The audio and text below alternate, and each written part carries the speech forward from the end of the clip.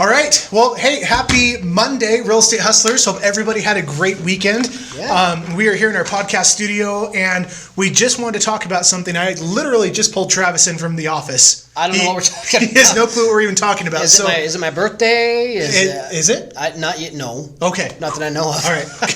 Off the hook for that one, at least. Yeah. So, because I wanted this to be super candid and just to get real life responses about what we do in situations. So what we're talking about today, we've gotten the question a few times, what do you do if you receive a bad review, if it's on Zillow, if it's on Yelp, if it's on whatever, any one of your online profiles, your Facebook reviews, things like that. Right. How do we combat bad reviews? And first of all, why is it, Travis, important that we actually have reviews? Because a ton of realtors don't, by the way. A lot of realtors have zero reviews. And tell us why it's actually important. Well, in my book, I wouldn't shop for anything online, in the store, a car, a truck, whatever, that didn't have good reviews. Yeah. It really is the calling card as to whether you should proceed with that product or that individual, say a real estate agent, or not. As Rick was saying, a lot of agents don't even have reviews out there. So why would you entrust one of the biggest investments you would make of your lifetime, possibly, to someone who really doesn't have any reviews and your knowledge doesn't seem to be really a player in the game? So I think reviews are huge to making sure you're heading the right direction.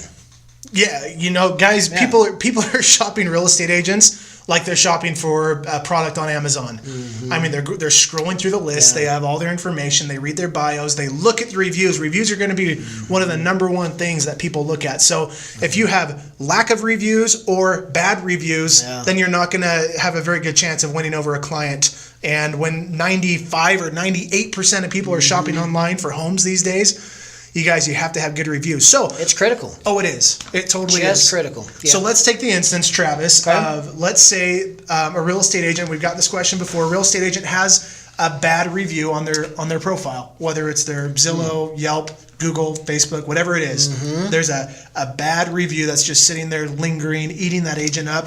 What do we do? Do we just leave it there and do nothing? Or that's tough. Nobody wants that. You've got to have good reviews just for every reason we just described. For every reason we just described. It's the calling card. Wife. Hi, wife. Okay, she wants to do leftovers tonight. That's totally fine. Okay. All right, perfect. Mine just texted me too, saying that dinner's at 6. So I don't know. Food on their minds. That's right. Okay. So reviews are critical. They're shopping reviews before they do anything, before they ever even pick up the phone, send you emails, whatever. So you've got to have them. So if you have a bad one, that's bad. That's a hard thing. And it is emotionally disturbing to that real estate agent that has it. So what would I do? Knowing that I treat people fairly and well, and if I had a bad review, the first thing I would do, because I know how I operate, is I would call them. I would simply reach out, call first before email, get them on the phone and discuss it. Maybe that bad review was simply nothing more than a misunderstanding.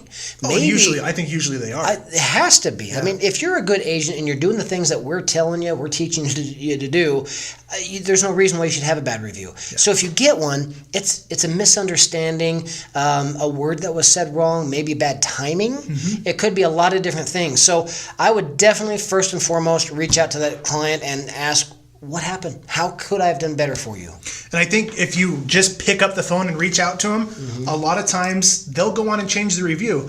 We had a bad review one time, actually, the 4th of July. It had nothing to do with real estate. Do you remember that? Yeah, I do. Okay, so we had some people we let, so our office is right on Main Street in Rexburg. We had the 4th of July parade that goes right in front of our office. Right in front of the office. And so we usually reserve some spots for some clients and things like that, so for some good seats for the parade. Sure. Yeah. Somebody that had come and set up camp in front of our office had told somebody else that, hey, you can't, I'm a personal friend of Team Greene, yada, yada, yada.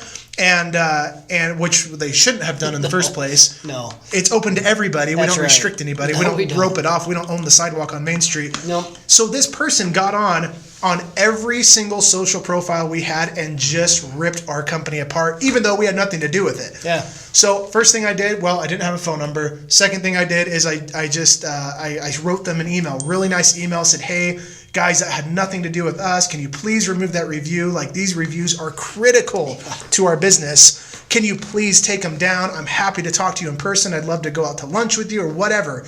And then within an hour, every single one of those reviews was taken down. So again, a misunderstanding is a huge portion of it. Absolutely, misunderstanding. And if you kill them with kindness and just let them know it was a mistake, it was a misunderstanding, this is what I meant, or whatever the thing was, as Rick said, it could change. It could change. So there's going to be the sticklers as well who are going to refuse to take down a bad review. So in that instance, what would you do? Sorry, I'm kind of hitting him on the spot here. Yeah, run and hide. Don't run and hide.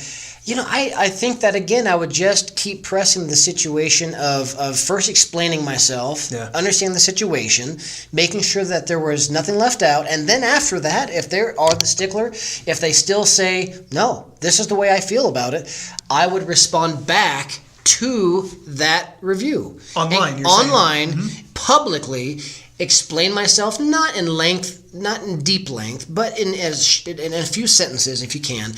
Just respond back to that negative review as positively as you can, explaining your side of the situation so people know, and then let it be. Yeah. You know, I see that a lot. So people who are really on top of their reviews, that's one thing they always do. They respond to their review. If it's a negative one, if it's a 4-star, even 4-star or below, so anything that's not a 5-star, they'll post a public response to that comment or to that review and just say, sorry, you know, we're going to learn from our situation. They take ownership for a mistake, which is huge. It is huge. That actually happened in a situation. It wasn't a review situation, but there was something. I sold a home to a family, and not long afterwards, they had a problem with the home, and it wasn't disclosed to them. It wasn't disclosed to us. It wasn't on the disclosure sheets. It just simply wasn't disclosed. But guess who the bad guy was? The realtor. Always. Me. Right? As soon, within 30 minutes of me hearing about this through another person, I was knocking on their door. I literally went and knocked on the door. I said, guys, what happened? What's going on? Put it to bed as soon as you can. Oh, man. And now it's all good. They understand it wasn't me hiding something. It wasn't me doing something wrong. So, yes, to the point. Go to the source, get in front of them quick and foremost, and just get it resolved. Yep. Absolutely. Cool. Yeah. And really, guys, if you post a public response to a bad review and show your side and take ownership for that mistake, it's honestly literally going to cancel out that negative review. People are going to see it. They're going to see your integrity. They're going to see that, hey, this guy's willing to learn. He's he's open-minded. That review is literally going to disappear in people's minds. So something to think about. If you guys have reviews, get online and respond to them or reach out to the people to see if they can change it. Now, another aspect is how to avoid negative reviews. So we've received 75 reviews, I think, this year in our real estate business because we've been taking a method that we can teach another time. But it's because reviews are hard to get. They're not easy to get. For someone to sit down, create an account on Zillow, write a review, make it over 500 characters or whatever they require, which is stupid. But anyway, for someone to actually commit to doing that while moving is pretty tough. It is. If you take all that's going on, and to sit and do a review, it's tough. You're right. So, but our method for doing it, which we can teach another time. We teach it in the academy. It's gotten us 75, I think, reviews just this year so far. It's been great. Which has been awesome. All 5-star reviews. So the way you're able to avoid the 5-star reviews is ask them to leave you a review only if they've had a 5-star experience. If they have not had a 5-star experience, have them write you an email, send you a phone, or get on the phone with you and explain why. See if you can make it better to get them to leave a 5-star review. But only request that they write a review if they've had a 5-star experience. Otherwise, don't even ask them. If it's a client that just the transaction didn't go smooth, don't even ask them for a review. Guys. If you know selective. That it was a challenge from the beginning, or certain things happened, or it just wasn't as smooth as it could have been, send them a love letter, and that's it. Yeah. Just don't ask for the review. And like Rick was saying, if there's any chance of less than a 5-star review, maybe just skip that one. Just skip it. Yep. Yeah. You can be selective as to who writes reviews on your online profile, so be selective. Don't just ask everybody and anybody. Right. Make sure that they had a 5-star experience because, again, they're going to shop you like they shop Amazon. So make sure you stand out among the crowd. And most of the time, you're doing the things that are right, so there shouldn't be much of an issue there. But Exactly. just if you follow the patterns that we teach you and go through our university that or academy that we've got, you'll learn how to do all this, and you will get nothing but 5-star reviews. Yep. Okay, guys, well, stay tuned. This Wednesday, we have an awesome guest speaker for our podcast, Mr. Bob Canning. That's right. He is talking all about personality profiling, which is, you won't want to miss this. It's really good. interesting. You'll be shocked at how much you can learn from just a handshake. That's right. So it's really cool.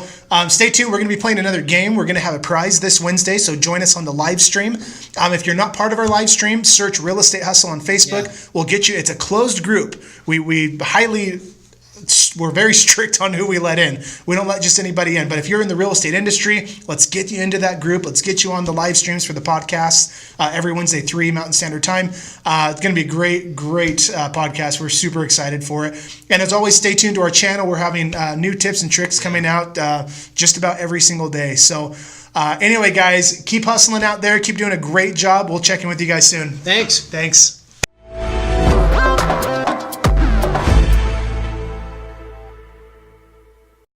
Profile. Personality, that's exactly what it was. Personality profiles. Yeah. Okay, awesome. All right. Okay, so About social, so what is it called? personal Progress. Personal profile. profile. Personal profiling. Social profiling. Social. Personality profiling. Yes. Okay, there you go. All right. All right, here we go. I'm talking all about. What is it called? Write that down. Personality profiling. All right, here we go.